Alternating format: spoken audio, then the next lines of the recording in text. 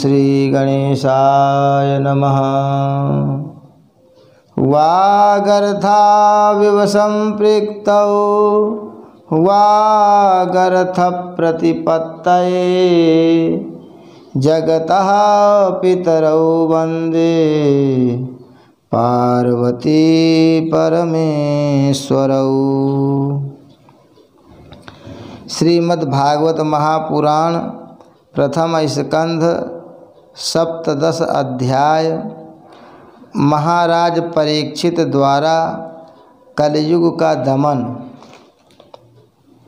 ओम नमो भगवते वासुदेवाय।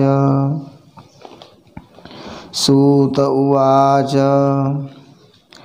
तत्र गोमिथुनं राजा हन्यमानमनाथवत् दण्डहस्तं च वृषलं ददृशे नृपलाञ्छनं वृषं मृणालधवलं मेहन्तमिव बिभ्यतं वेपमानं पदैकेन सीदन्तं शूद्रताडितम्।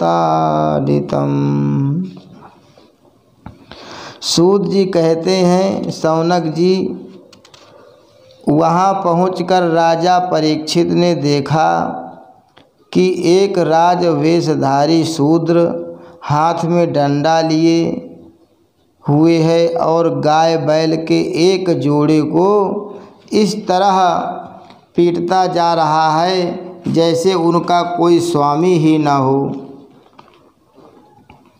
वह कमल तंतुओं के समान श्वेत रंग का बैल एक पैर से खड़ा काँप रहा था तथा शूद्र की ताड़ना से पीड़ित और भयभीत होकर मूत्र त्याग कर रहा था। धर्मोपयोगी दूध, घी आदि हविष्य पदार्थों को देने वाली वह गाय भी बार बार शूद्र के पैरों की ठोकरें खाकर अत्यंत दीन हो रही थी। एक तो वह स्वयं ही दुबली पतली थी, दूसरे उसका बछड़ा भी उसके पास नहीं था। उसे भूख लगी हुई थी और उसकी आँखों से आंसू बहते जा रहे थे। स्वर्ण जटित रथ पर चढ़े हुए राजा परीक्षित ने अपना धनुष चढ़ाकर मेघ के समान गंभीर वाणी से उसको ललकारा। अरे तू कौन है जो बलवान होकर भी मेरे राज्य के इन दुर्बल प्राणियों को बलपूर्वक मार रहा है?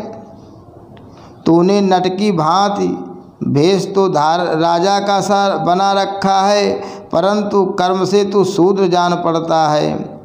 हमारे दादा अर्जुन के साथ भगवान श्री कृष्ण के परम धाम पधार जाने पर इस प्रकार निर्जन स्थान में निरपराधों पर प्रहार करने वाला तू अपराधी है, अतः वध के योग्य है।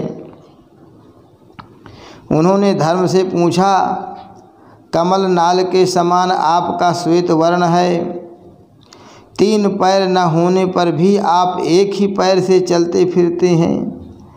यह देखकर मुझे बड़ा कष्ट हो रहा है। बतलाइए, आप क्या बैल के रूप में कोई देवता हैं? अभी यह भूमंडल कुरवंशी नरपतियों के बाहुबल से सुरक्षित है। इसमें आपके सिवा और किसी भी प्राणी की आँखों से शोक के आंसू बहते मैंने नहीं देखे। धेनुपुत्र, अब आप शोक न करें, इस सूत से निर्भय हो जाएं। गोमाता, मैं दुष्टों को दंड देने वाला हूँ, अब आप रोए नहीं, आपका कल्याण हो।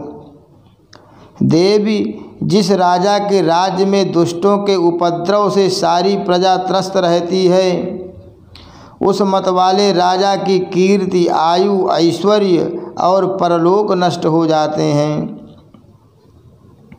राजाओं का परम धर्म यही है कि वे दुखियों का दुख दूर करें। यह महादुष्ट और प्राणियों को पीड़ित करने वाला है, अतः मैं अभी इसे मार डालूँगा। सुरभिनंदन, आप तो 4 पैर वाले जीव हैं, आपके 3 पैर किसने काट डाले। श्री कृष्ण के अनुयायी राजाओं के राज्य में कभी कोई भी आपकी तरह दुखी न हो। वृषभ आपका कल्याण हो। बताइए, आप जैसे निरपराध साधुओं का अंग भंग करके किस दुष्ट ने पांडवों की कीर्ति में कलंक लगाया है। जो किसी निरपराध प्राणी को सताता है, उसे चाहे वह कहीं भी रहे, मेरा भय अवश्य होगा। दुष्टों का दमन करने से साधुओं का कल्याण होता है। जो उद्दंड व्यक्ति निरपराध प्राणियों को दुख देता है, वह चाहे साक्षात देवता ही क्यों न हो, मैं उसकी बाजू बंद से विभूषित भुजा को काट डालूँगा। बिना आपत्ति काल के मर्यादा का उल्लंघन करने वालों को शास्त्रानुसार दंड देते हुए अपने धर्म में स्थित लोगों का पालन करना राजाओं का परम धर्म है। धर्म ने कहा, राजन, आप महाराज पांडु के वंशज हैं। आपका इस प्रकार दुखियों का आश्वासन देना आपके योग्य ही है, क्योंकि आपके पूर्वजों के श्रेष्ठ गुणों ने भगवान श्री कृष्ण को उनका सारथी और दूत आदि बना दिया था।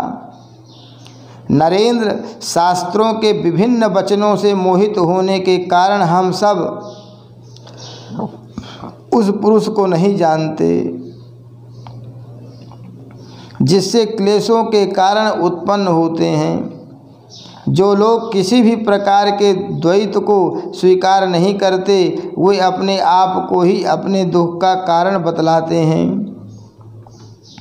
कोई प्रारब्ध को कारण बतलाते हैं तो कोई कर्म को, कुछ लोग स्वभाव को तो कुछ लोग ईश्वर को दुख का कारण मानते हैं। किन्हीं किन्हीं का ऐसा भी निश्चय है कि दुख का कारण ना तो तर्क के द्वारा जाना जा सकता है और न वाणी के द्वारा बतलाया जा सकता है। राजर्षे, अब इनमें कौन सा मत ठीक है, यह आप अपनी बुद्धि से ही विचार लीजिए। सूत जी कहते हैं, ऋषि श्रेष्ठ शौनक जी, धर्म का यह प्रवचन सुनकर सम्राट परीक्षित बहुत प्रसन्न हुए। उनका खेद मिट गया। उन्होंने शांत चित्त होकर उनसे कहा। परीक्षित ने कहा, धर्म का तत्व जानने वाले वृषभदेव, आप धर्म का उपदेश कर रहे हैं। अवश्य ही आप वृषभ के रूप में स्वयं धर्म हैं। आपने अपने को दुख देने वाले का नाम इसलिए नहीं बताया कि अधर्म करने वाले को जो नरकादि प्राप्त होते हैं, वे ही चुगली करने वाले को भी मिलते हैं। अथवा यही सिद्धांत निश्चित है कि प्राणियों के मन और वाणी से परमेश्वर की माया के स्वरूप का निरूपण नहीं किया जा सकता। धर्मदेव, सत्य युग में आपके 4 चरण थे, तप, पवित्रता, दया और सत्य। इस समय अधर्म के अंश, गर्व, आसक्ति और मद से 3 चरण नष्ट हो चुके हैं। अब आपका 4था चरण केवल सत्य ही बचा रहा है। उसी के बल पर आप जी रहे हैं। असत्य से पुष्ट हुआ यह अधर्म रूप कलयुग उसे भी ग्रास कर लेना चाहता है। ये गौ माता साक्षात पृथ्वी हैं। भगवान ने इनका भारी बोझ उतार दिया था और ये उनके राशि राशि सौंदर्य बिखेरने वाले चरण चिन्हों से सर्वत्र उत्सवमयी हो गई थी। अब ये उनसे बिछुड़ गई हैं। वे साध्वी अभागिनी के समान नेत्रों में जल भरकर यह चिंता कर रही हैं कि अब राजा का स्वांग बनाकर ब्राह्मणद्रोही शूद्र मुझे भोगेंगे। महारथी परीक्षित ने इस प्रकार धर्म और पृथ्वी को सांत्वना दी।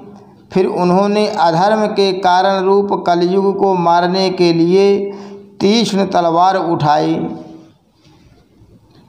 कलयुग ताड़ गया कि ये तो अब मुझे मार ही डालना चाहते हैं।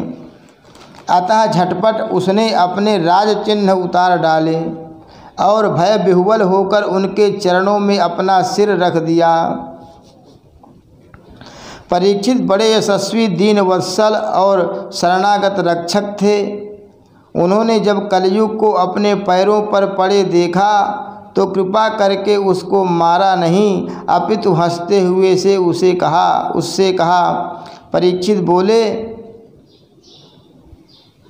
जब तुम हाथ जोड़कर शरण आ गए हो तब अर्जुन के यशस्वी वंश में उत्पन्न हुए किसी भी वीर से तुम्हें कोई भय नहीं है, परंतु तुम अधर्म के सहायक हो, इसलिए तुम्हें मेरे राज्य में बिल्कुल नहीं रहना चाहिए।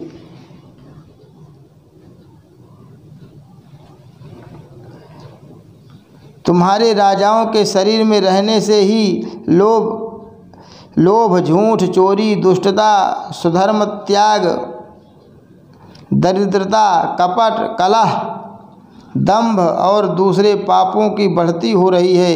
अतः अधर्म के साथी इस ब्रह्मावर्त में तू एक क्षण के लिए भी न ठहरना, क्योंकि यह धर्म और सत्य का निवास स्थान है। इस क्षेत्र में यज्ञ विधि के जानने वाले महात्मा यज्ञों के द्वारा यज्ञ पुरुष भगवान की आराधना करते रहते हैं। इस देश में भगवान श्री हरि यज्ञों के रूप में निवास करते हैं। यज्ञों के द्वारा उनकी पूजा होती है और वे यज्ञ करने वालों का कल्याण करते हैं।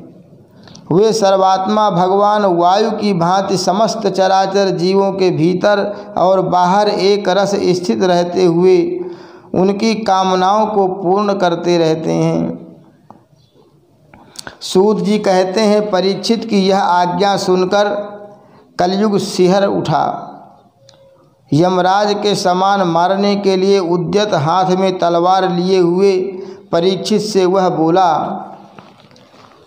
कलि ने कहा, सार्वभौम, आपकी आज्ञा से जहाँ कहीं भी मैं रहने का विचार करता हूँ वहीं देखता हूँ कि आप धनुष पर बाण चढ़ाए खड़े हैं।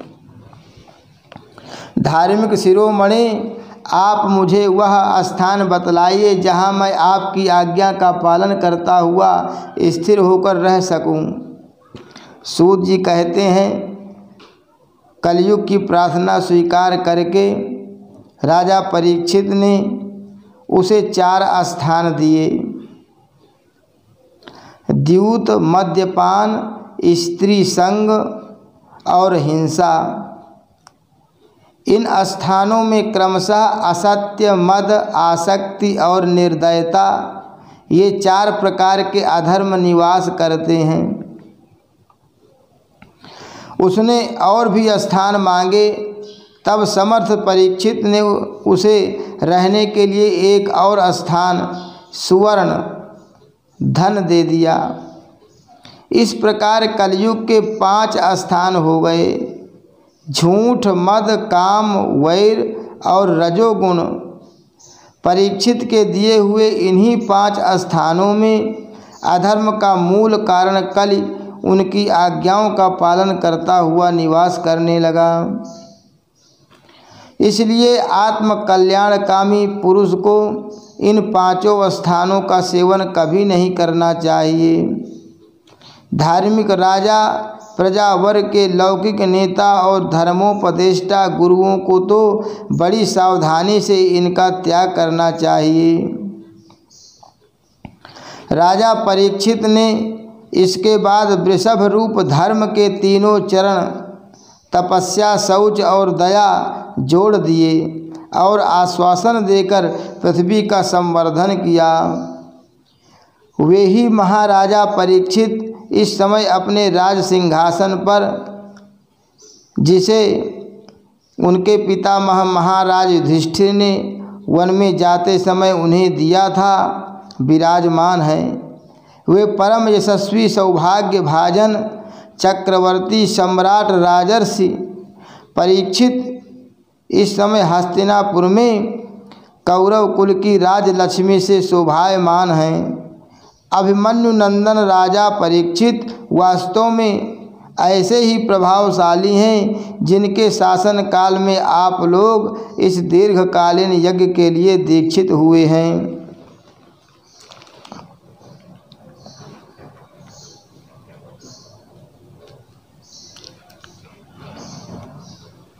महाराज परीक्षित का वर्तमान के समान वर्णन किया गया है।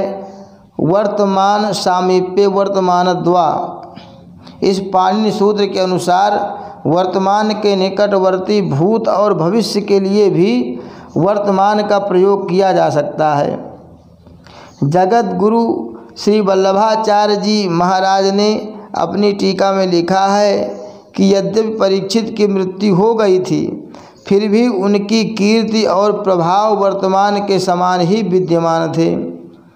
उनके प्रति अत्यंत श्रद्धा उत्पन्न करने के लिए उनकी दूरी यहाँ मिटा दी गई है। उन्हें भगवान का सायुज्य प्राप्त हो गया था, इसलिए भी सूत जी को वे अपने सम्मुख ही दिख रहे हैं। न केवल उन्हीं को बल्कि सबको इस बात की प्रतीति हो रही है आत्मा वही जायते पुत्रः। इस श्रुति के अनुसार जन्मेजय के रूप में भी वही राज सिंहासन पर बैठे हुए हैं। इन सब कारणों से वर्तमान के रूप में उनका वर्णन भी कथा के रस को पुष्ट ही करता है। हरि शरणं श्री कृष्णार्पणमस्तु।